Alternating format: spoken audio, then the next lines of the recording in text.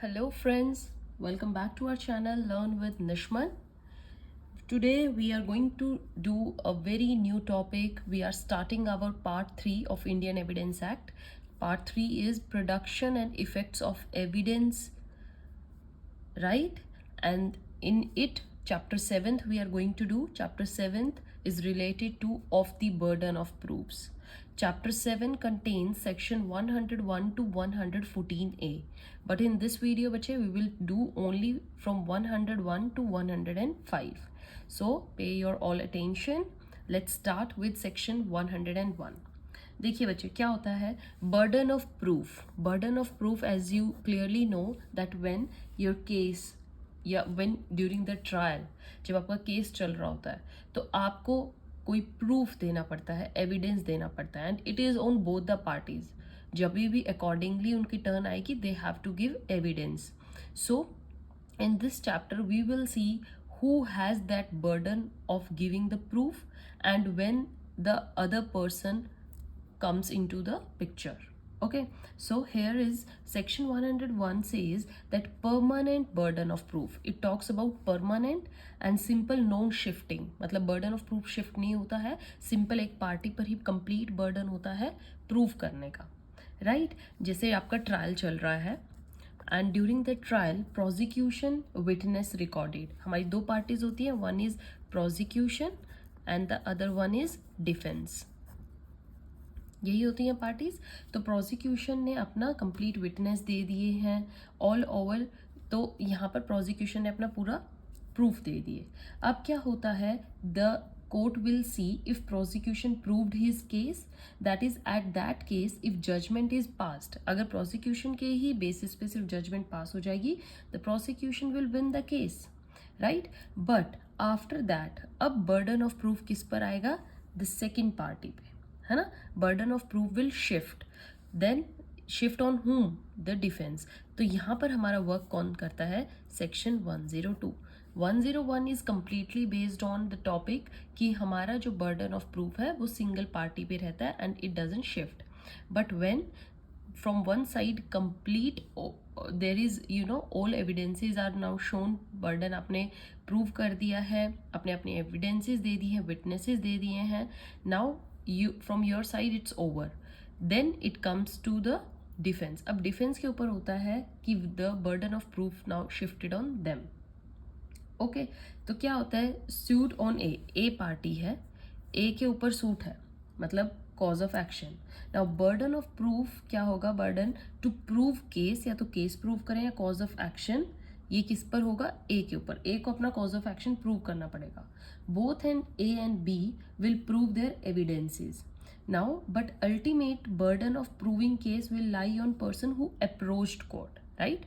जो कोर्ट में गया है. सपोज ए गया है, ए के ऊपर कोई कॉज ऑफ एक्शन हुआ है अगेंस्ट बी, तो ए जाकर कोर्ट को अपना सारा बताएगा कि मेरे साथ क्या हुआ है. He will dictate all his evidences, his case, cause of action, and after proving this it is 101 section comes into picture. So 101 says the party who approached the court first will have complete burden of proving the case, proving the proof. Now section 102, when the burden of proof shifts.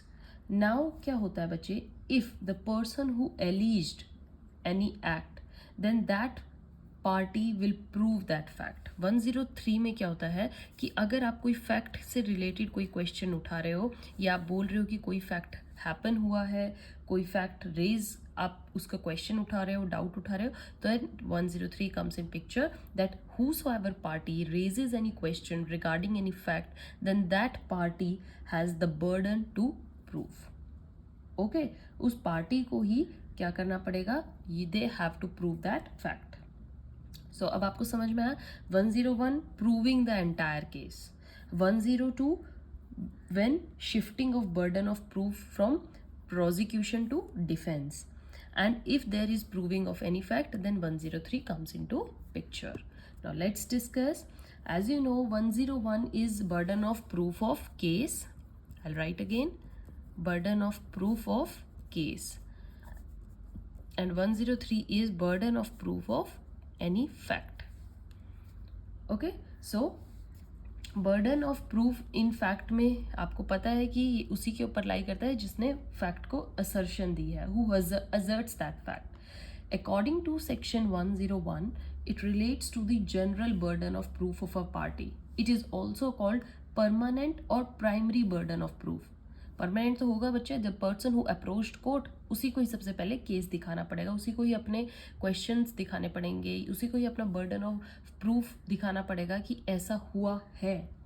Okay, the burden would lie always lie upon the party who has filed the suit or the proceeding, and it is his duty to ultimately prove the right that he has asserted.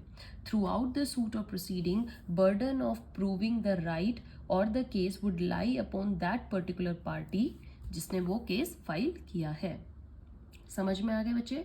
So it is non shifting burden of proof and from beginning to end of that proceeding it will lie upon the same party, उसी party पर ही बात चलती रहेगी. Right, now come to the section 103. The section 103 on the other hand relates to burden of proving a particular fact.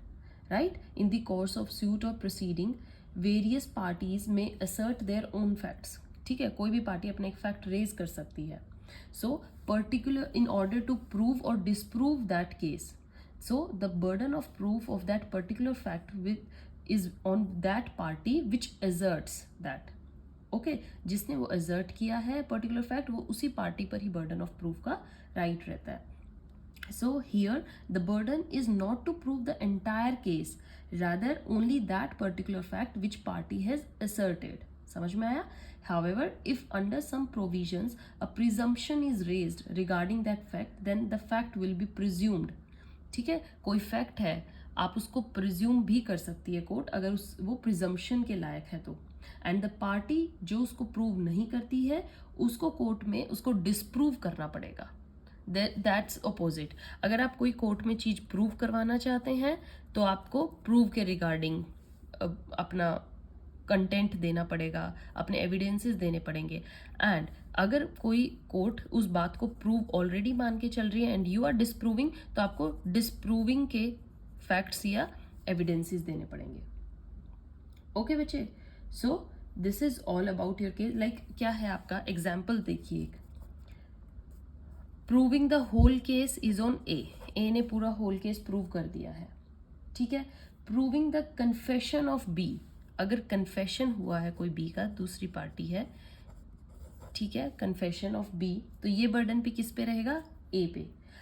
अगर कोई discovery statement मिली है तो डिस्कवरी स्टेटमेंट किसको मिलती है? पुलिस को. तो पुलिस को यहाँ पर क्या होगा? Prosecution. Right, they are the prosecution and they have to give evidences regarding that. समझ में आया बच्चे?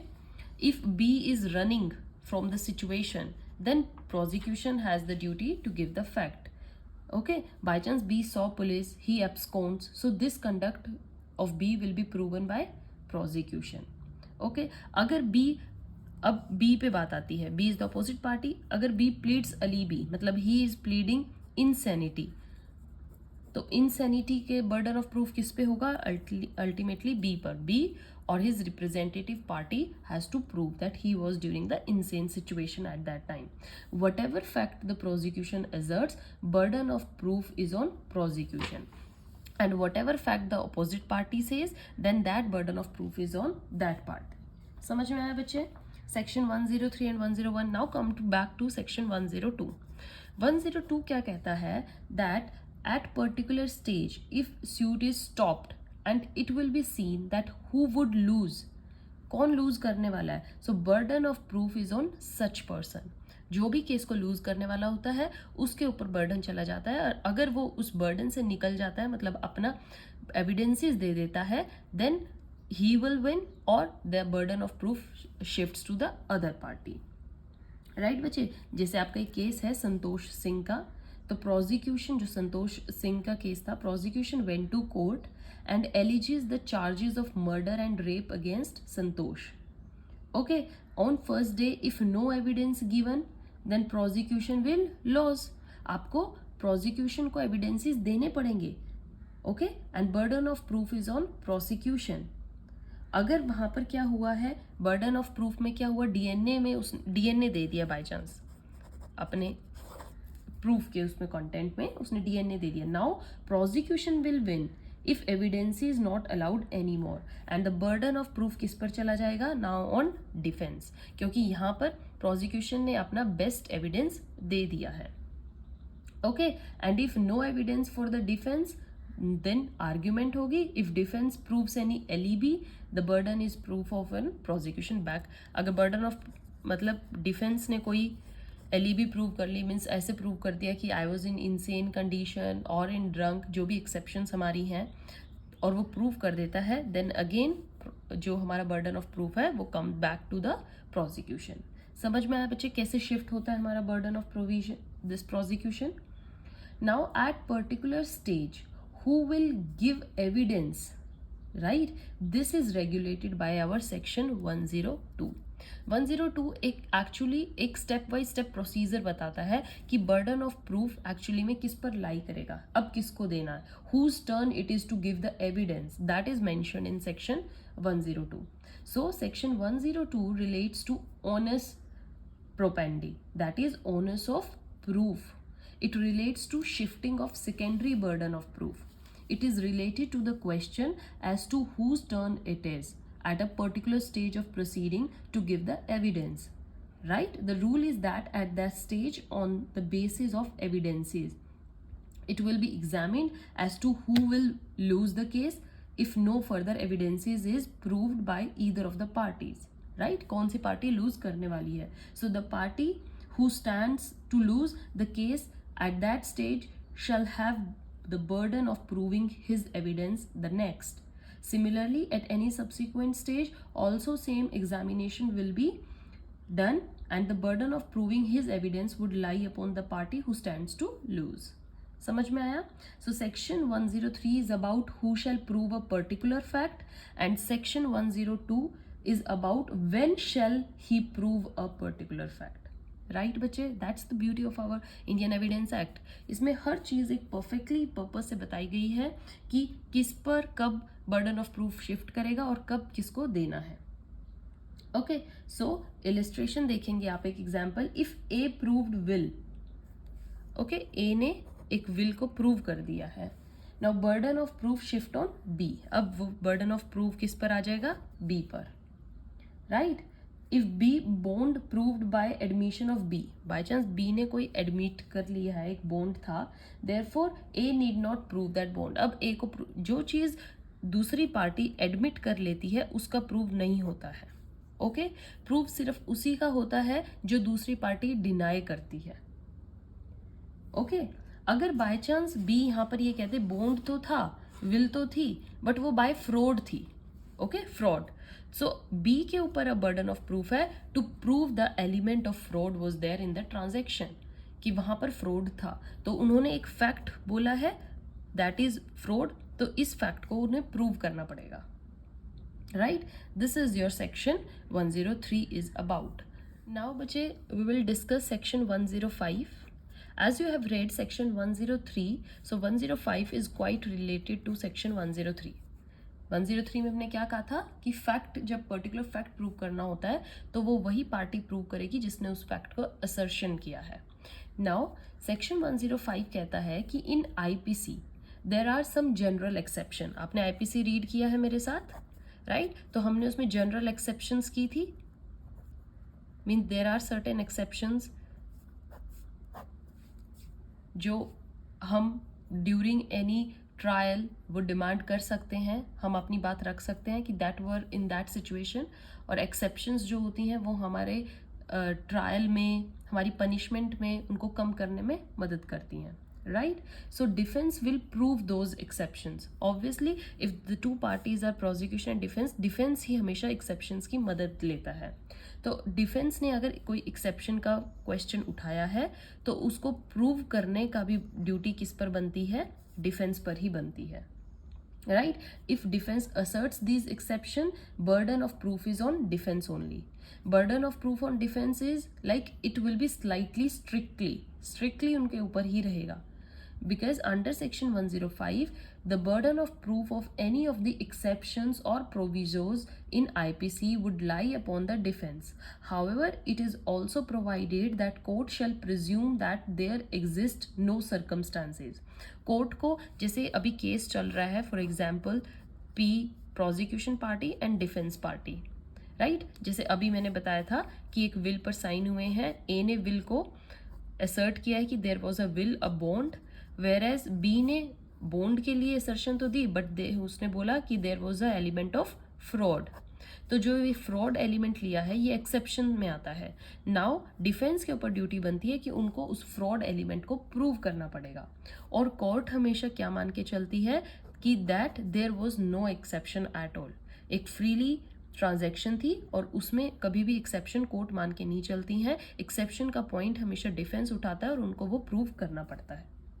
That is why I said that court shall presume that there exist no circumstances of any of the exceptions or proviso. Thus, even if court finds in its own one of the exceptions are applicable, the court will not raise that fact itself. वो खुद से question नहीं उठाएगी. Burden of raising the plea of any of the exception and also the burden of proving such exception would lie upon the defense. Right, bache? Since the word shall presume has been written, the burden will be slightly more stricter upon the defense. So burden of proof will not be on doubt.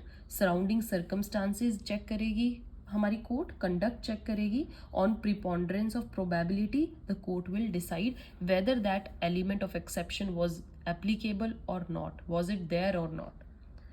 Okay, so this is our section 101 to 105. I hope you understood it well. Read the examples, and in next video we are going to start with section 106. Till then, goodbye, keep watching. Thank you.